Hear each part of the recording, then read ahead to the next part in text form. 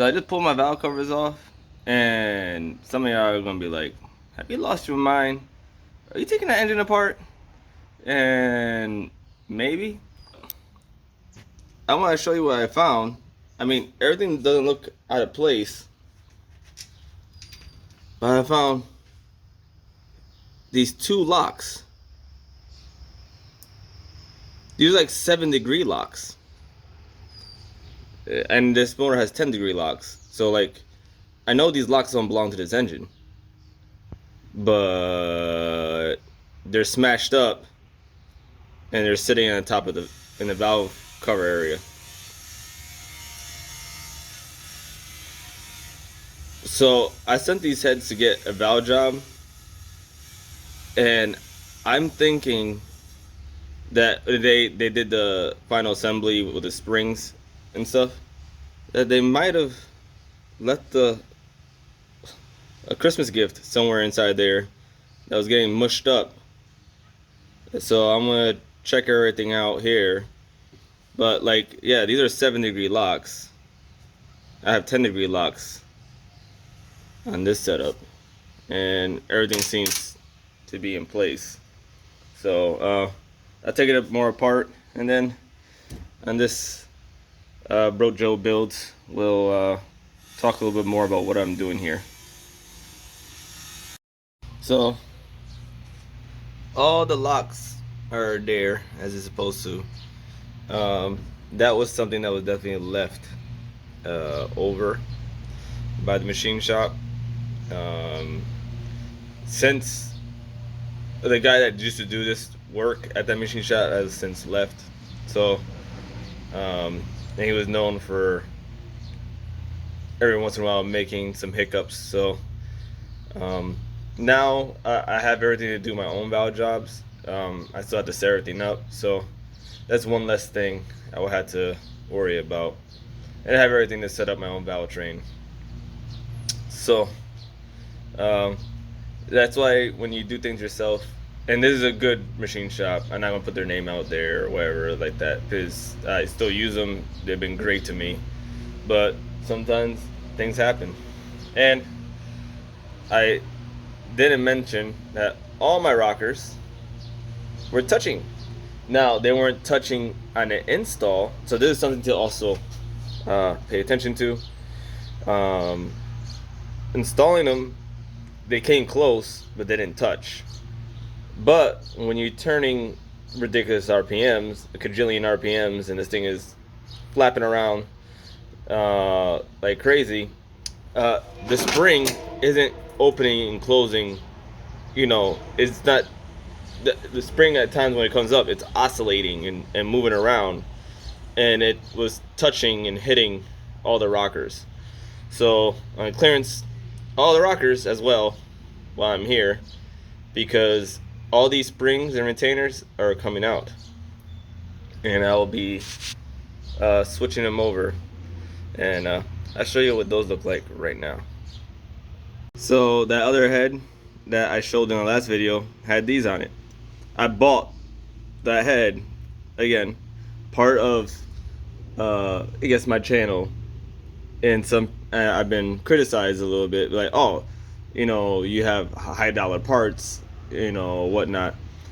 But I mean, if you go around and you look, you could shop around. Deals come. Some guys don't even know what they have. Some guys just try to get rid of stuff. There's like a whole bunch of, you know, variables here, right? But example, that was a Dart 215 iron heads. I paid $500 for the set. They had titanium and intake valves and Inconel exhaust valves, and they had these springs on it with these retainers. These springs and retainers probably way more than $500. I could say that right now. And they're gonna have 320 pounds on the seat and about 750 pounds open. So to complement, well, some of you may guess, the new cam that's going in here. The cam ain't here yet, and I don't know, for this video I'll have the cam, and we'll talk about the cam and the differences. But I'm just gonna be pulling this apart, and I'll be showing you a little bit inside the motor as we come apart. But yeah, this is what's gonna be going in there. It's a micro polished spring. I believe it's an Iski spring, and it's like a work of art. Honestly, I was trying to say this for another head that I have going on for another motor, but she's gonna do just fine in here, being that we're returning some RPM, and we're gonna spin it to the, not to the moon, but we're gonna get pretty close up there. So having the valve closed and shut when it's supposed to is important, and being that this is still a steel valve motor, there's no titanium anywhere. Having enough spring pressure to keep everything in control is gonna be important. And the lightweight titanium retainer is gonna help, not beat up the valve train so much. And push rods. Yeah, I know I'm all over the place, so forgive me.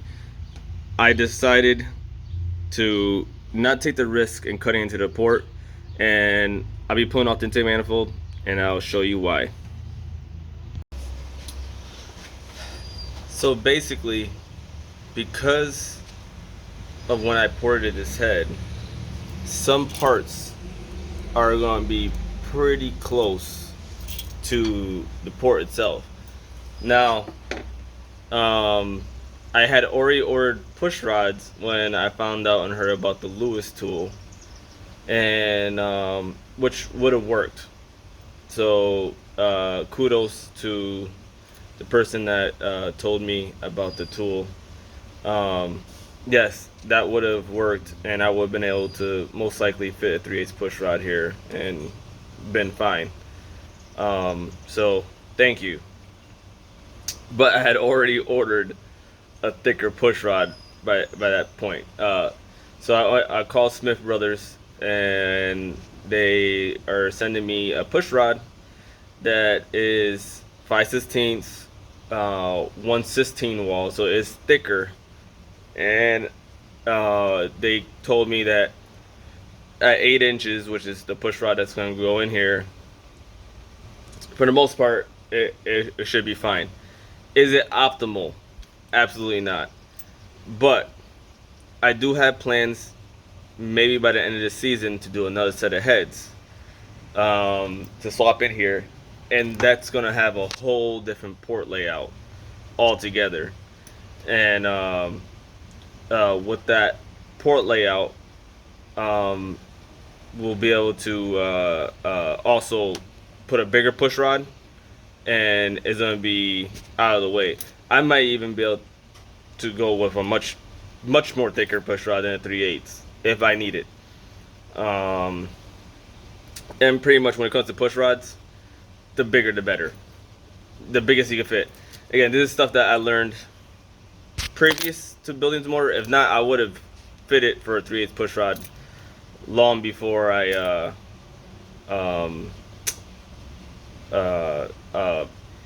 assembled this whole motor. But as time goes on, you learn more and more, you gather more information, you grow. So I grew some since I built this motor already 3 or 4 years ago now. So matter of fact, I could actually go back in the channel when I actually started assembling this. I did a video saying clearancing for a stroker, and this has a small stroker in it. I mean, 3.625, so it's it's not a huge stroke gain, but it has a little bit more stroke. So I had to clearance a little spots on the bottom in the motor. And if I go back to that video, I think that was already close to 4 years ago. I could be wrong, but it's about 3-4 years. So long to go along with that, you learn, and I learned a little bit more. So the thicker the push rod, the thickest push rod you can put in there, and the stiffest push rod you can put in there, is only going to benefit you. If it's a hydraulic flat tappet or hydraulic roller application, it depends. How hard are you gonna turn it? But if you're gonna run a solid flat or a solid roller, pretty much the thickest push rod you can put in there, and it's gonna benefit you, help you across the board. There's no downside on putting a thicker push rod. Only downside is the work to clearance it. So so yeah. So let me uh, show you the rest of the head. So I kind of jumped real quick, but one thing I wanted to mention, and I'll show you the intake manifold. People, you port the intake manifold, but it's also important to make sure your intake manifold perfectly matches up with your ports, and as best as it can. Because some have core shift, especially some of the newer castings I've been seeing. It seems like it's harder to get the intake manifold straight, and this uh, combination, the intake manifold sits actually very well. I could have, definitely brought the port match on that gasket probably a little bit better, but other than that, the intake manifold sits really well on this head, and that also affects, flow and how it works. But let me see if I can get the lights to work here, and I could show you inside the port. There you go. So there's some of the port work here, and obviously the same on the reverse side. And I never, I flow tested it leading up. I'll do little changes. I go to machine shop I go to, and go back, flow test it, do some changes, go back, flow test it, and the heads eventually got, I think the best it flowed was like 280, and I made a few more changes and never went back. I'm pretty sure, especially I was narrowing up the guide, it only improved. These things have huge guides, so it only got better from there. So if I had to say, it's somewhere in the 280, 285 range, maybe as much as 290. I think I could get more out of these. That being said, 100%. But I'll do that work on another set of heads. And this is the intake manifold. And all I did was a little bit of plenum work. I didn't even smooth the casting out. I did a little bit in the plenum here, and a little bit of gasket match, and that was pretty much it. Nothing crazy there. So everything looks kosher, everything looks good. I'm gonna keep pulling this thing apart, and the next one we'll have a cam, and I'll talk about the differences between the cam that's going in it, at least from the specs that I know about, compared to the cam that's going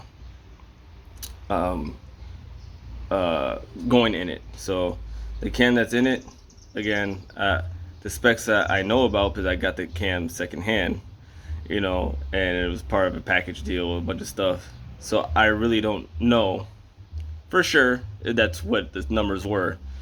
But the cam that's going in it, I know what the numbers are.